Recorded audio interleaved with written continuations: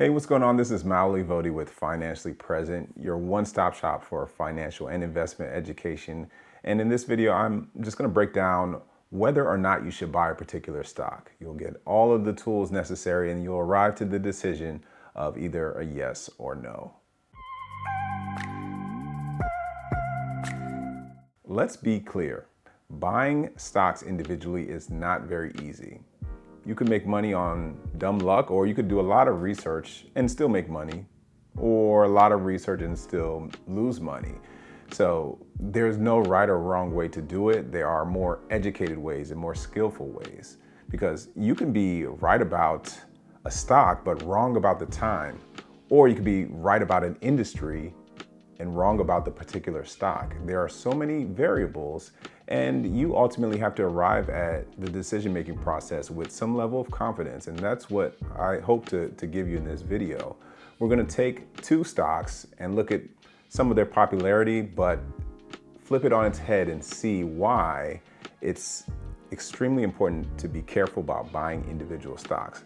And you'll know whether or not you should buy the particular stock that's on your mind. So let's take a look at Novo Nordisk and Eli Lilly. They've recently come into a little bit more popularity. They're already popular, but more popularity recently because of weight loss drugs. These two companies are big pharmaceutical giants. And within the last 2 years here in the United States, they've been allowed to sell this particular weight loss drug. And it's not their entire portfolio of business, but it is a big industry because here in this country, obesity is big. And let's take a look at some of the effects based off of the weight loss drug that Novo Nordisk has sold starting in 2021. Their stock has risen significantly, as well as Eli Lilly. And analysts are projecting that for Novo Nordisk, that the $2.5 billion that they saw in sales in 2022 is going to rise to about $16 billion in 2027. And that's based off of this one weight loss drug only. And when you see a rise in a stock for a particular reason, you have to ask yourself, well, what does that do to the rest of my portfolio as an investor? And there's a great article, I'll link it below, that gives you an idea.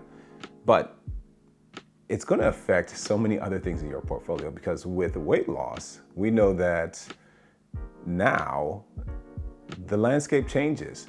These particular weight loss drugs are helping people lose up to 50 pounds or even more, and that changes the landscape for them. The benefits of the weight loss drug, no one's negating that. But there are some unintended consequences that your portfolio can suffer from, and that's what this article is talking about. Consider snack companies that will lose revenue from a reduced appetite from those who are using the weight loss drug, fast food companies that will see lower revenues, companies that help with knee and joint replacements can also see reduced revenue, and even companies that have produced sleep apnea devices are also seeing that 70% of their users are obese. And if that is reduced, then you can see a decrease in sales for those type of companies. So let's think of it this way. If your pharmaceutical stocks go up and the other stocks in your portfolio go down, there could be a zero net gain. You're losing in one area or increasing in one area and losing in another, or vice versa, all for the simple fact that there's a transfer of wealth from one area to the next. And you have to be poised and ready for that. If you're doing a lot of research and you're picking stocks at specific times, there's a chance you could be on the right or the wrong side of this.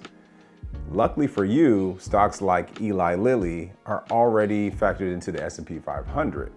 So if you're wondering if you have that gain that's projected in the future factored into your portfolio, if you own an index fund, odds are you do already. So you could be doing a lot of work trying to pick individual stocks, which can work and sometimes doesn't work. while you may already have what you're looking for. So this is the importance of diversification. And this is just one case study, but this is happening all over. The wealth transfer happens regularly when we talk about stocks. If you're interested in still buying individual stocks, whatever companies that they are, I want you to take a look at a video called The Investor Code that I created, and it'll give you some ideas of questions you need to ask yourself specifically before you hit the buy button. And until next time, stay present.